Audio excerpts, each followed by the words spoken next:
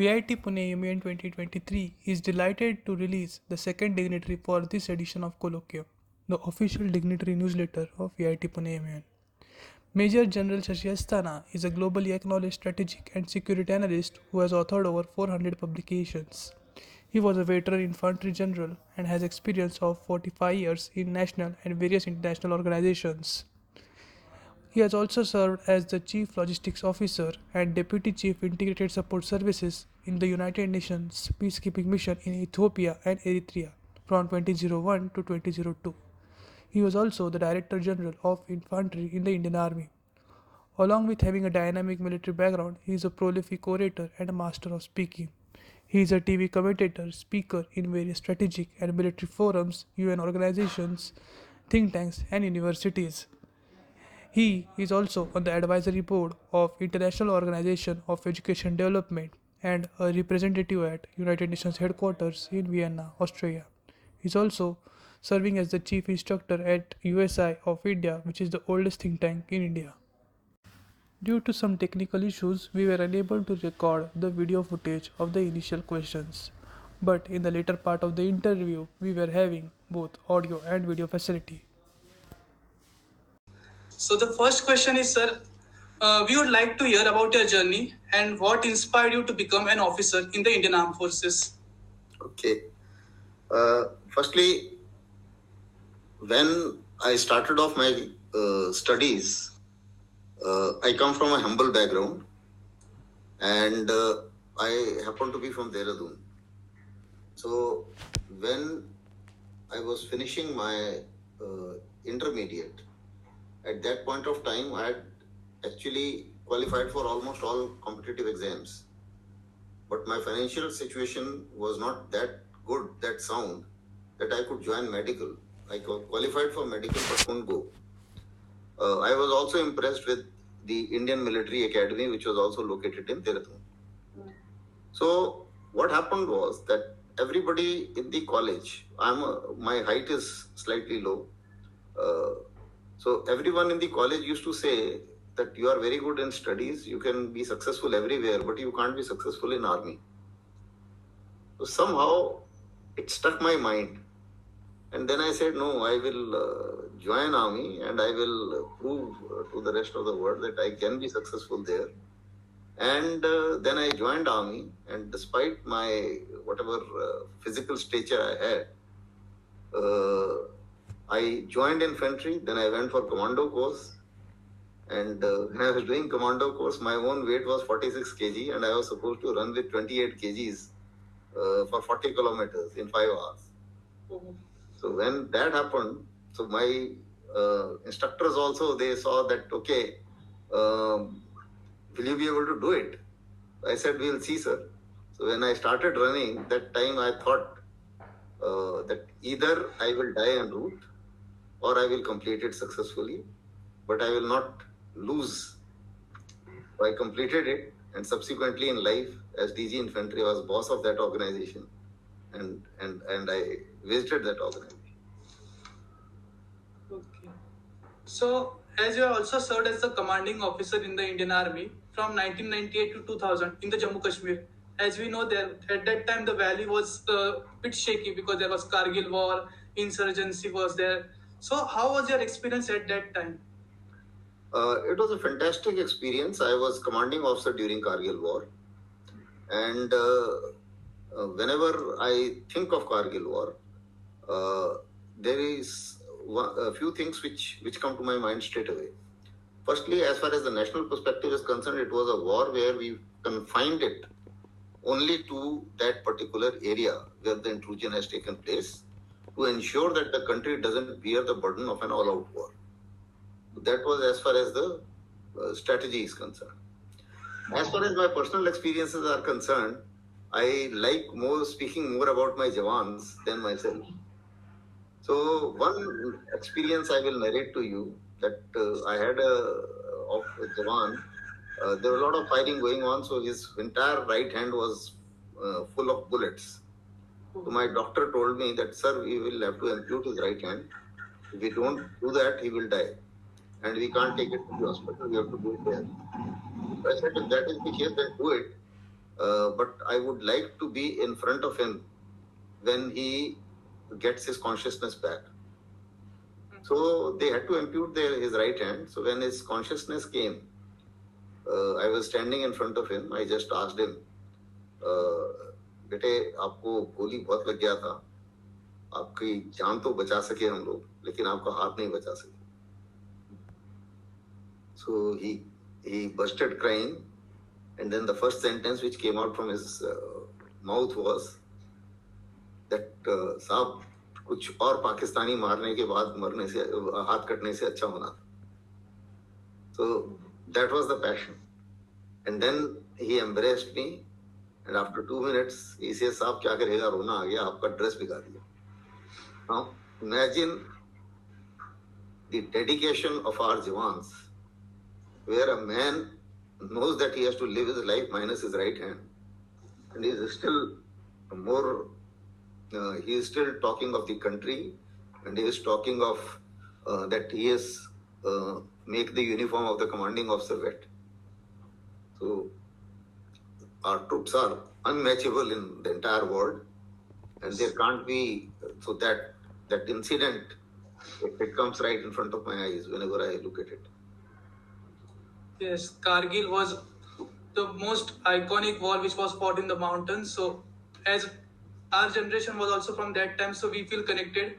So that was a bit, what we can say, the proud moment when the Indians flagged the tricolor over the mountains of the Kargil, and it was declared that we won the war. Yes. So one more question our team is having, that how did the revocation of Article 370 help the armed forces in countering terrorism and implementing the public welfare schemes at the ground level, sir? See, when Article 370 was there were many impediments into the growth of Jammu and Kashmir. The first and most important was that whatever funds you allot to J&K, they were not auditable, because J&K used to feel that they are their own government. So therefore, all the central agencies cannot audit anything. So what they spend, what they do, it just doesn't matter. 80 to 90% of the funds were getting siphoned off. There were only 2 families which ruled the entire Jammu and Kashmir for the entire period. And these families and some of the rich guys, they were making all the concessions, like all the rich people there, all the rich industrialists. They were not paying taxes, they were not paying for electricity, because it was under Article 370. Similarly, the biggest problem was with the ladies. If a lady marries anybody outside or any Indian, then she was not entitled to property. If she marries a Pakistani, then she is entitled to everything. Then all the workers there who were working, like there were people who were working for 2 generations, but they don't get the citizenship. Somebody goes from Bihar, he works for 2 generations, his father also worked there, he also worked there, but he can't get a government job. So it was unfair. It was absolutely unfair. And then what was happening was that for security forces, they were helping out terrorists, they were giving information, the police was also being recruited by them only, there was no check. And once they, let's say, any military officer also, or a CRPF officer, or any police officer, if he acts very tough against the terrorists, then what these people used to do is that, because of Article 370 existed, so they were not questionable, so they used to file a case. Now, once they file a case against a person, against a military person, they can't do much so long he is in service. But the moment you retire, then you have to go every time to Kashmir for the hearing of the case, even when you have not done anything. So therefore, it became a deterrent. And therefore, the police officers also, they were thinking, why should we burn our finger unnecessarily? So these were the kinds of problems which we were facing. Funds were not reaching, development was not taking place. It suited them not to develop, because then if the educated people will ask questions. So, considering that, the development of the Jammu and Kashmir suffered. Once Article 370 was removed, and also it was illogical. Now, all Kashmiris had reservations in all colleges and all over, even in Maharashtra, your institutes. There is one seat for a Kashmiri. Yes, sir. In every college. Now, why it is not the other way around? Why is it that the Kashmiri can settle anywhere in the country, but nowhere anybody else outside the country cannot settle in Kashmir? So then, if we have to be equal, then we have to be equal. And there was the per capita allocation of funds was much more than many states in the country of Kashmir, but the development did not take place. And terrorism was certainly flourishing. So under all these circumstances, I think a removal of 370 was a very positive step. Now they are accountable. They are as good or as bad as anybody else. The kind of colleges which are opening there, the amount of tourism which has flourished, the kind of success, even children are doing so well in many. So I think it was a good change. Yes, sir. Sir, also one of the achievements in your tenure was serving as the Chief Logistic Officer and the Deputy Chief Integrated Support Services in the United Nations Peacekeeping Mission in Ethiopia and Eritrea. So, can you share your valuable experience while serving in an international organization like UN? See, UN was a very UN experience. In fact, I have done 3 tenures in UN, and even today, I am in the governing council of International Organization of Education Development, which is a body of ECOSOC, and I represent them in United Nations headquarters in Austria, as well as the other. Today, I hold a United Nations identity card. So it had been a long journey, which has started, as you mentioned. My first assignment was Chief Logistic Officer of mission in Ethiopia and Eritrea. Yes. So there one saw very closely as to what are the problems of Africans. We talk of Indo-Pakistan war. The war between Ethiopia and Eritrea had many more killed, almost double the figures which we talk of our wars. If you the number of casualties they had is more than all our wars put together. Similarly, we could see that in Ethiopia and Eritrea there are minefields. There were skeletons lying all over because minefields. There was no record. Everybody was scared to retrieve a body, and you could see the destruction galore all over.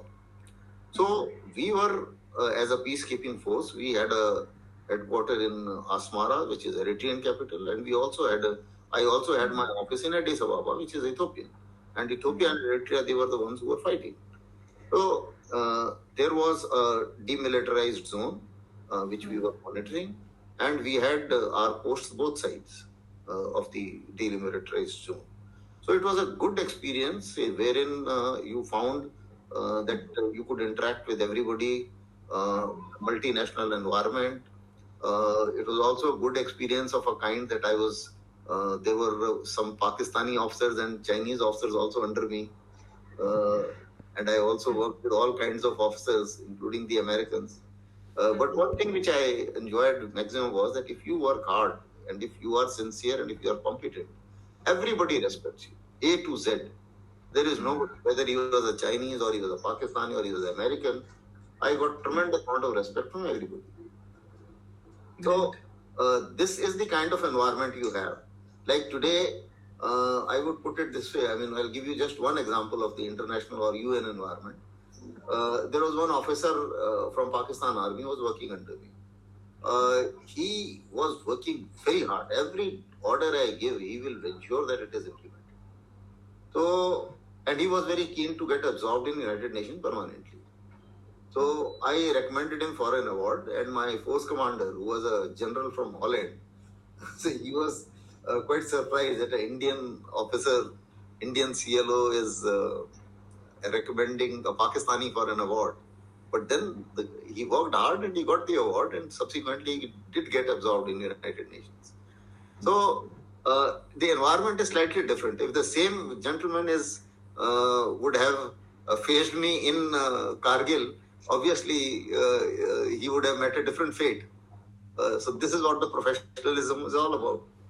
So that we are professional and we work professionally in every organization and wherever we are.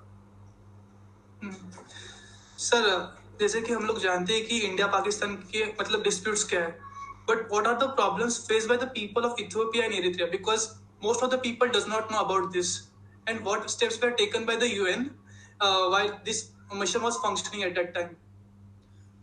See, the problem with Ethiopia, Eritrea, or any other African region, most of the African countries, 90%, I would put it this way, their problem is that they have a lot of resources, but there's hardly any education. The capacity, the governments are weak, the governments are economically starved, and therefore they are not in a position to govern their country properly. Now, because the governance is difficult, then what happens is that the non-state actors also become active. Most of the missions in Africa now, they are stabilization missions. Stabilization mission means that the government itself is not capable of governing appropriately, and therefore some kind of support is required to the government to be able to govern properly. And secondly, to defend the people. So that is the second mandate normally, which you will find in 90% of missions, is protection of civilians. Sometimes it is because of non-state actors who are threat to civilians, like you would see in Nigeria, Boko Haram and all that, or you must have heard of all this. So all these are, even in Congo, there are a whole lot of armies, private armies, and a whole lot of non-state mercenaries. So all these people are, so people have to be protected against them. Some states have the capability, some states don't have the capability. Most of the African countries don't have the capability. And that is why a number of peacekeeping missions also are working under Chapter 7. Now, Chapter 7 is that you can use force to protect people. So, considering that, most of the missions are, unemployment, uneducation, the poor education, poor governance, poor resources in terms of water, electricity, and things like that. Almost no roads or very few roads. Poor development. These are the problems which all these countries face. And on top of them, if they have a border problem, then there is another issue. Then, in addition to that, the other problems which all these countries face is that the European countries, they want to exploit those resources. Now, China has also joined the bandwagon in a big way. In fact, Chinese investments are more than anybody else now. So, all these countries, whether it is Chinese or it is big powers in Europe, they all want to exploit their resources. And they can't exploit their resources if the countries are strong. So it suits the world community also that their governance is not that strong, because the kind of gold mining which is carrying on in Congo, that itself indicates that perhaps people want to help selectively in a manner that it suits their strategic interest. So that's how the things are. These are the common problems of Ethiopia, Eritrea, or the areas around that. Even Sudan is one of the neighbor of Ethiopia, and there also the problems are almost similar. Okay. So, as you were also stationed as the Independent Sector Commander in the Northeast from 2007 to 2009, in the recent years, the AFSPA Act has been lifted or modified in some areas, including the state of Tripura and in some districts of the state of Arunachal Pradesh. What are your thoughts on this act? Is it time to retire or to modify the 64-year-old AFSPA Act? No, lifting of Armed Forces Special Power Act is a government's call. When it is felt that army is no longer required, army always welcomes lifting Armed Forces Special Power Act. But with the caveat that you don't employ army thereafter in that area. So if the area is peaceful, it is a welcome news for all of us. That is for the country as well as for all the civilians and for everybody, including army. But the only thing is that if you feel that the situation is bad and you want army there, then you have to have, because then you have to give the legal cover to the army. So basically, Armed Forces Special Power Act, nothing changes. It is not a draconian act as it is made out to be.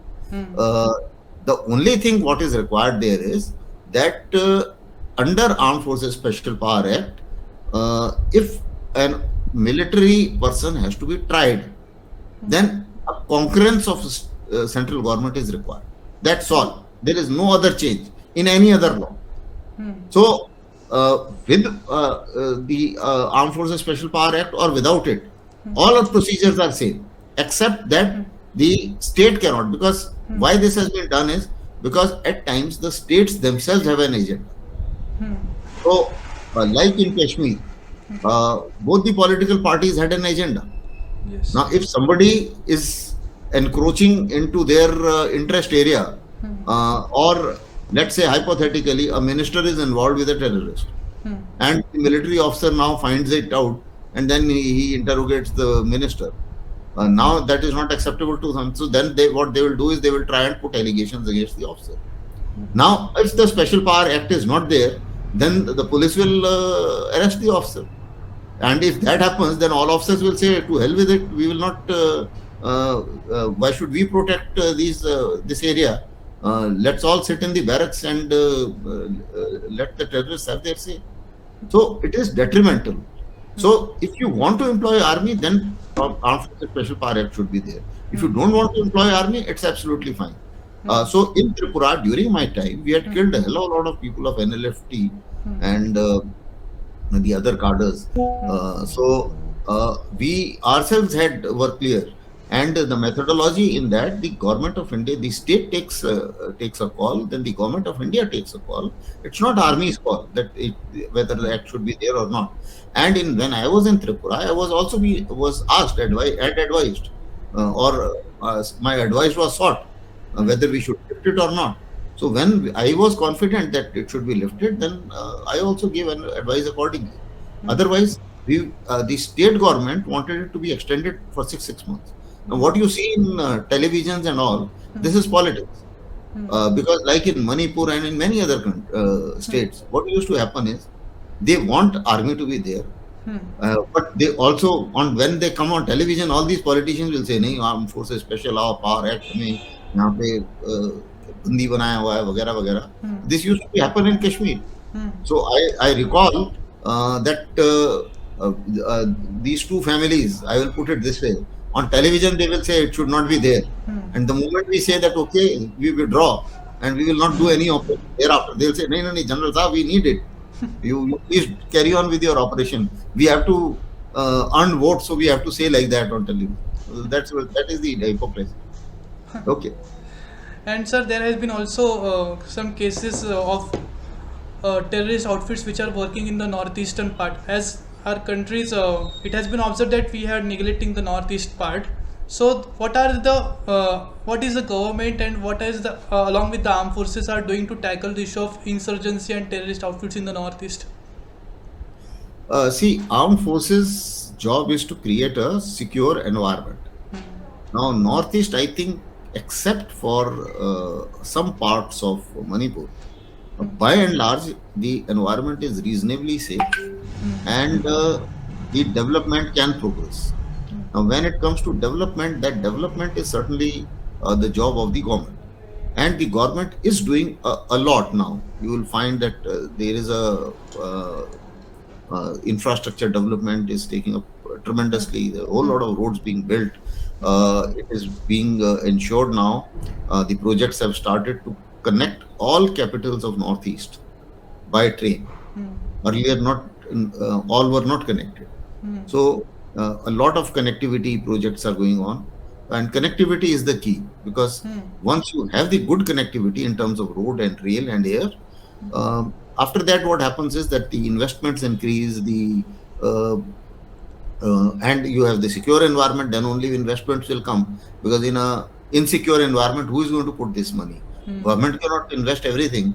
The people and an area or a state comes up only with the private investments in a major way, and private players will only invest when they are safe, when their investment is safe and sound.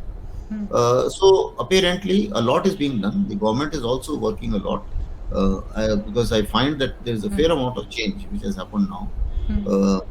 Last, I think, decade or so, there has been a fair amount of push for inclusiveness. Basically, they want inclusiveness. Uh, and if you see the state of Northeast, they have to be understood well. Because in Northeast, what happens is there are tribal linkages, there are tribal traditions. Those traditions have to be understood. It's not the same as North India or as any other part of India. Yes. So they have to be respected. And as armed forces, when we are there, I am myself from a SAM regiment. So I understand all my troops are from northeastern region. So I understand what their culture is and what their. So we face no problems. In fact, the interesting part is that there may be two Naga tribes fighting with each other, whether it is Kuki versus others. But I have recruits from both. I have soldiers from both, and they both die for each other when it comes to war. Yes, sir. So army gives a different environment where everybody becomes is absolutely dedicated to the organization and their fellow soldiers. Right, sir. Sir, can you share any specific experience or challenge you have encountered while serving as the Additional Director General of Infantry in the Indian Army? No, that was also very major because as additional DG, in fact, most of the time I was officiating as DG, and I had to leave actually because I had a brain tumor. So my head, I've gone through 3 brain surgery and I got paralyzed on the left side, and that's why I had to leave the army as Major General. But with I was as even as DG Infantry, I faced a lot of. See, the biggest challenge was that when in the insurgency, uh, the amount of casualties which we were having at that point of time. Yes. Obviously you are responsible to the families of that. So every day when you have to sign a letter for the next of kin, either to our mother or to the wife of the soldier who has died, or who has fallen, or the fallen soldier who has sacrificed his life, it used to be a painful affair.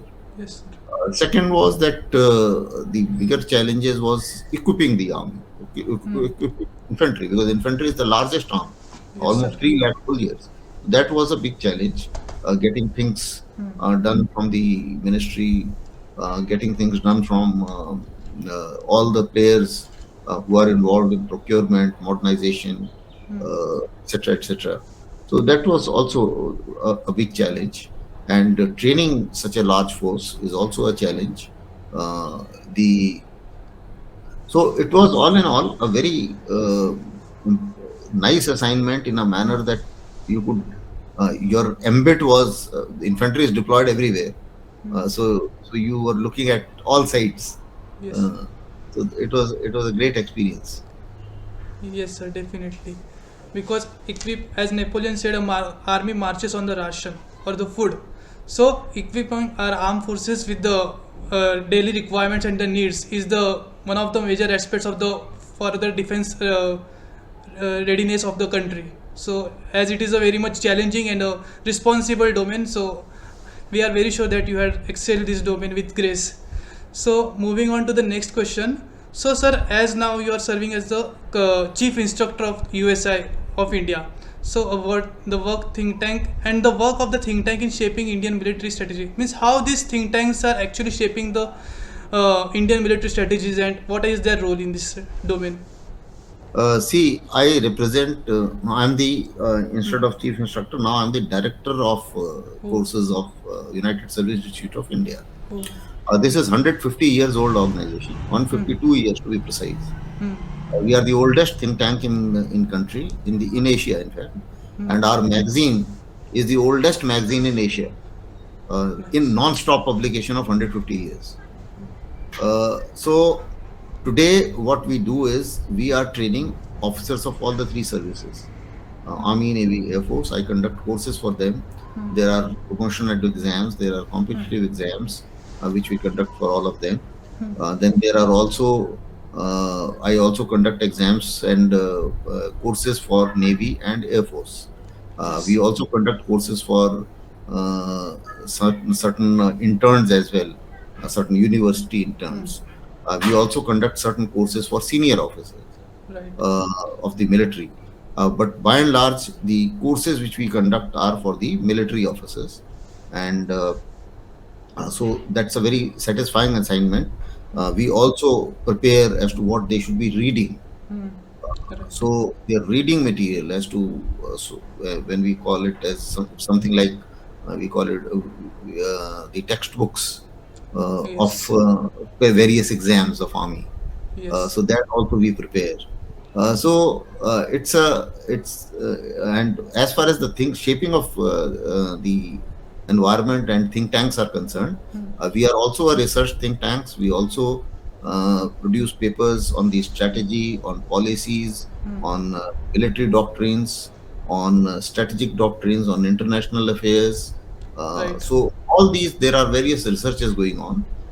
So all these and these are then presented to the hierarchy who matters, whether Hmm. it is Ministry of Defense or it is whether it Hmm. is government offices or it is Ministry of External Affairs. So we work with them.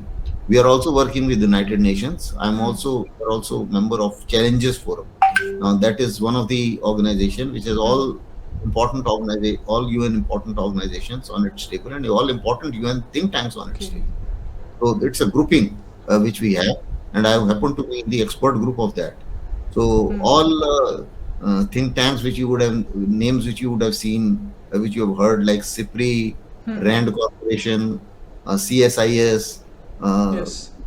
Army War College USA, Stimson Center, etc., etc. And I have been to almost all of them.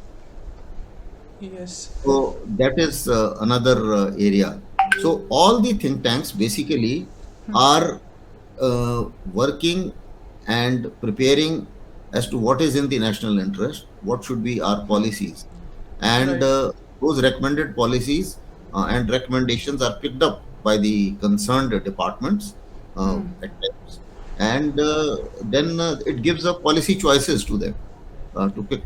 At the end of the day, all these decisions are of the government of India, but then somebody has to feed the government of India with the independent analysis. So these think Right. tanks basically are giving the independent analysis for the government. Government. Right, sir.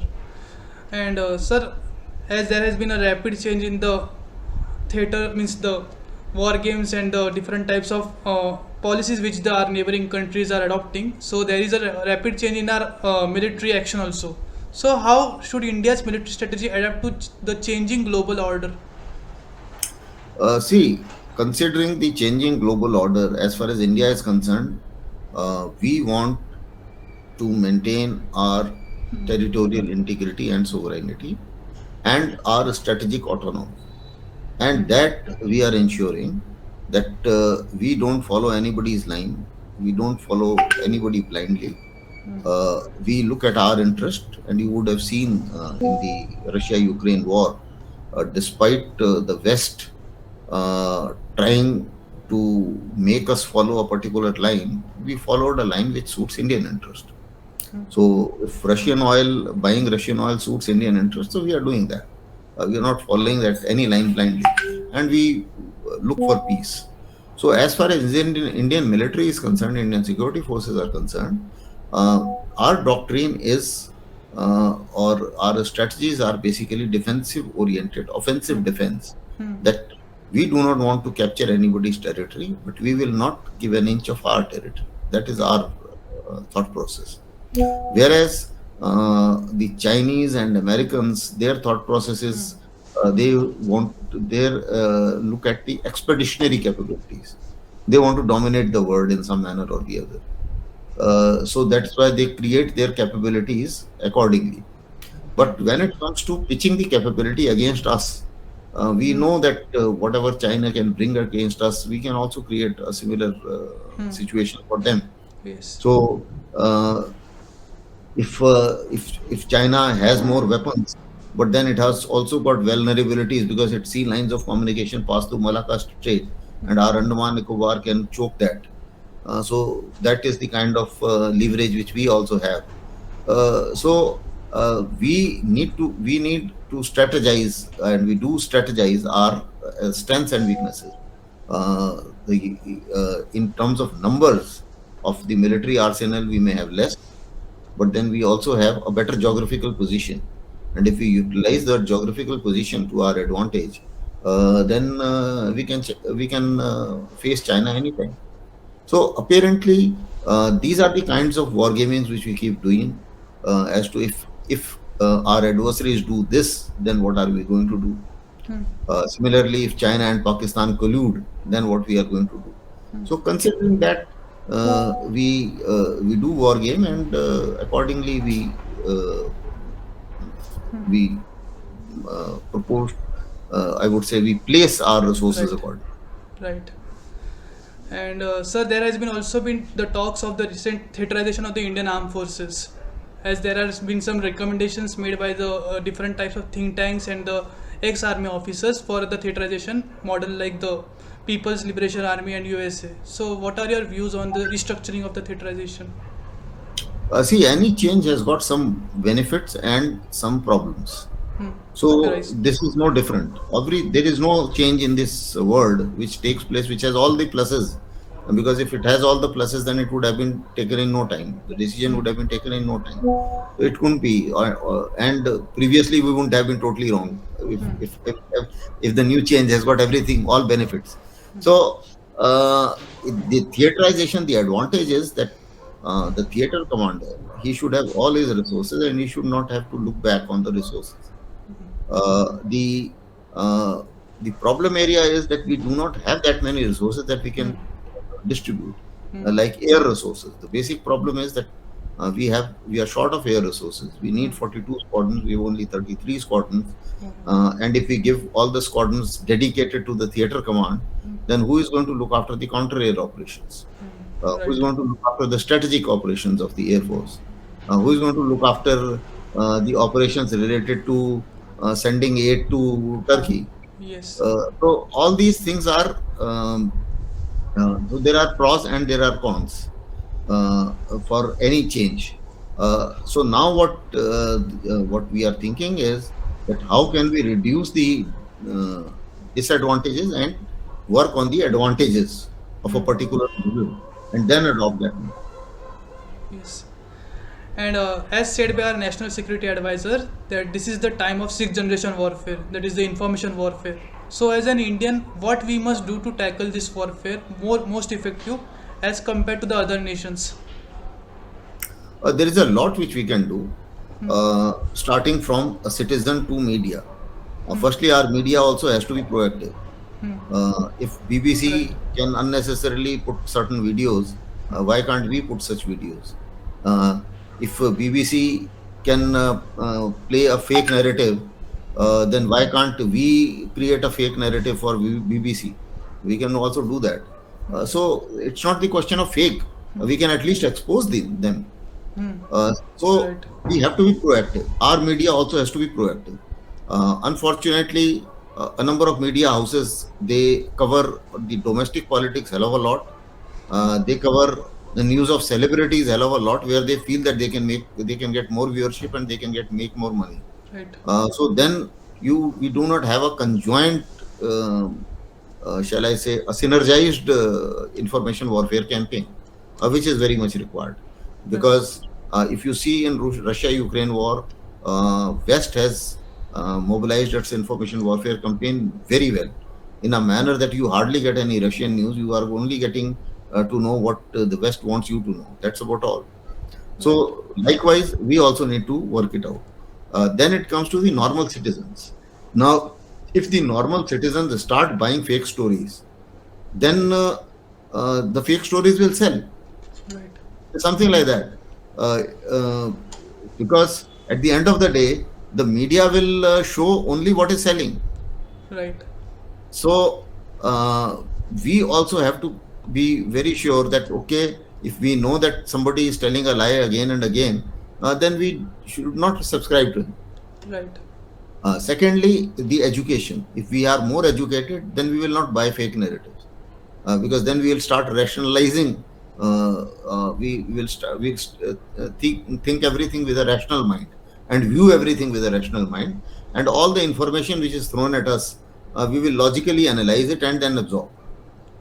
So efforts are required for information warfare at every level. Then there are various dimensions of information warfare, whether it is cyber warfare, whether it is influence warfare. Chinese pay money to influence our professors, to influence our the influencers. They even there are certain social media influencers. Right. Now, when they find that somebody has got a good social media following, then they will buy him to put fake narrative through. So these are the kinds of information warfare games which are being played. We have to be aware of it. We don't have to fall prey to it, and a general awareness will perhaps protect against the negative information warfare campaign for the country, and the capacity building for a positive information warfare campaign is required for the country. Right. Yesterday, the world recently observed the first anniversary of the Russia-Ukraine war. So, what lessons can India learn from this war, and what is the future of this war? See, uh, as far as this war is concerned, the war is between Russia and United States. It is being fought in the area of Ukraine. That's a separate issue. But what we call it as the contact war may be between Russia and Ukraine. Right. The non-contact, non-kinetic information warfare, diplomatic warfare, political warfare, it is between United States and NATO, US-led NATO versus Russia. And Ukraine just happens to be the battleground. Right. And Zelensky, unfortunately, happens to be the puppet who is being played around by the West. So that is the status as far as the positioning is concerned. As far as the war is concerned, Russia's main aim was that Ukraine should not join NATO. Now, when Ukraine started shouting too much that I want to join NATO, NATO did not oblige him with the membership, but they are only fighting that he should have a sovereign choice to join NATO. Now, that is this is height of nonsense, because just to have that sovereign choice, you can't ruin your own country for next 20 years, Right. and you can't have 8 million refugees going out. So apparently, the Zelensky was installed by Americans, Right. replacing a pro-Russian president. And now Zelensky is doing exactly what Russia wants them to do. America wants them to do. Right. Now, American aim is that they should weaken Russia and refuse to and make sure that they do not remain a threat to the global to their influence on Europe. Now, why Americans are still scared of their influence on Europe? Because although Russia is not a very strong power economically, but the Russia is a very resource-rich country. Right. So oil and gas of Russia can can make entire Europe dependent on them. So they thought that if Nord Stream 2 and Nord Stream 1 they both go through, then Europe will be overly dependent on Russia, and my influence on Russia will reduce. Right. That is why apparently, although it has not come out very clearly, but the only country which benefits from blowing off Nord Stream 2 is America. So apparently, the needle of suspicion goes on them. Right. And they started this war purely so that the European dependence on Russian oil becomes zero, Right. and they can sell their arms because their arm industry is also wanting a war, Right. and they can also sell their costly oil. Right. And subsequently, when Ukraine gets destroyed, then they will bag all the contracts to reconstruct Europe. So Right. basically, it's a game of politics in which Ukraine has shot itself in the foot. Right. Now, what it is going to be in future? See, what happened was nobody has helped Russia very much with the hardware, military hardware. Right. So they are also feeling the pain. They have also bought a lot of casualties. Initially, they thought that they will take Donbass region, and they will also cut out the southern portion and make Ukraine landlocked. Right. This entire thing may be slightly difficult now. So Russia has also not achieved its full aim and has bought a lot of casualties. So Right. their combat power is also slightly less now. And as far as Ukraine is concerned, there is no way that they can win back all the territory. The NATO is just pumping Zelensky that you are winning. There is nothing like he is winning. Right. Only thing is that he will have to settle down with minus some of the territory Right. which he had earlier. Like Crimea. Yeah. Right. So, how do you see India's warfare future and technology role in shaping military strategies, sir? See, India is going to modernize, and India is putting a lot of efforts in modernizing. Our We will continue to be responsible power, uh, Right. and we are also looking at the defense industry to come up, because defense industry is a big money earner also. Because Americans and Germans and all these countries, they are making a lot of money by selling defense equipment. Right. Russia is making a lot of money by selling defense equipment.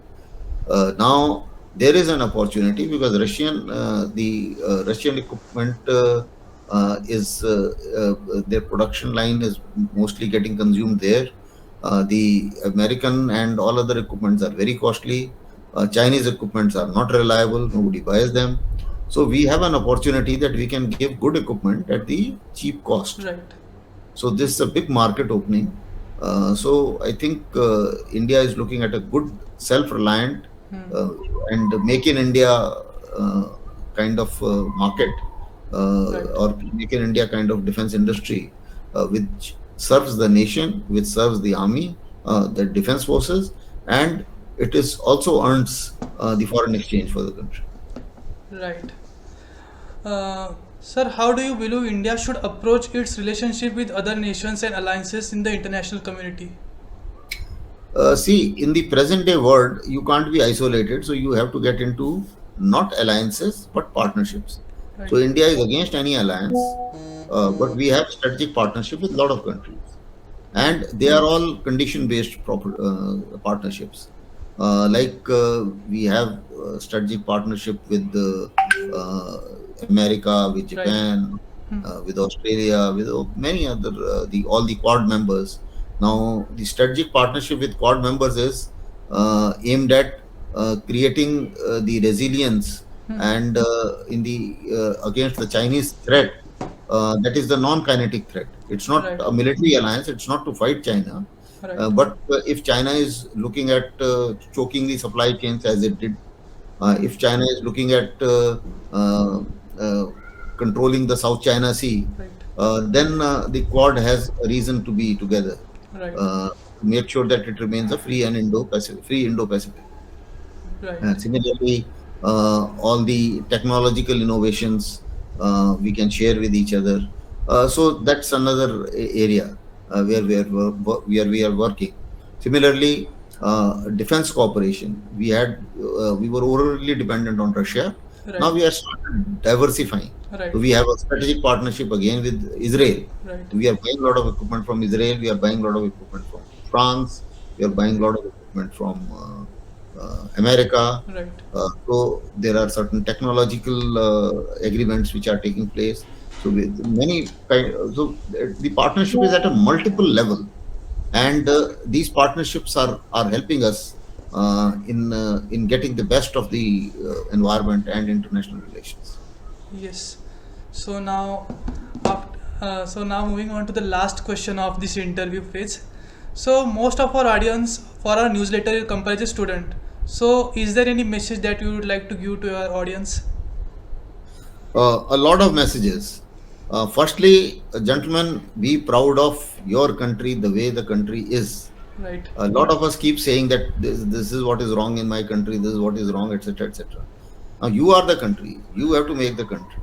We have to feel proud of the Indian achievements, and Indian achievements are not small. Right. We are the fastest growing economy. We have the largest pool of manpower, which is technically qualified, young in the world, and English speaking manpower. Yes, sir. So we have a tremendous amount of human resource, but we have to use that human resource for the benefit of the country. Yes, sir. My message to all of you is that you all must produce a better India than what my generation gave it to you. Yes, sir. Definitely. So therefore, correct what you find is wrong. instead of cribbing that this is wrong, in your own small way, you must correct that. If you Right. think that the discipline on the road is bad, then Right. at least you should stand in line whenever you are standing whenever you are waiting for somebody. Right. Similarly, if you feel people are dirtying the road, at least you don't add on to that. Right. Don't dirty the road, don't dirty the railway station, don't dirty public spaces. Uh, if somebody is doing it, you must check it, because you are the ones who should correct. So if you see anything wrong in whatever capacity you are, I appreciate that none of us is capable enough of changing everything in the country, Right. including the Prime Minister. Right. But we all can make efforts. So all Right. small effort will change the country one day. And you all are the change makers. So you all must take pride in the country and Mm. correct what is wrong, Yes. and make sure that India becomes great. Yes, sir. Definitely, we will try our level best to reach our country to the next heights. So this has indeed been an eye-opening session for all of us, and your views about the aforementioned topics are extremely influential in creating awareness among all who will read this magazine. I thank you for agreeing to do this interview today, and would like to express my gratitude on the behalf of the VIT Pune MUN team, sir. Thank you so much. It was pleasure talking to you. Thank you, It's sir. always a pleasure to talk to younger generation. Thank It you, was a sir. pleasure talking to you all.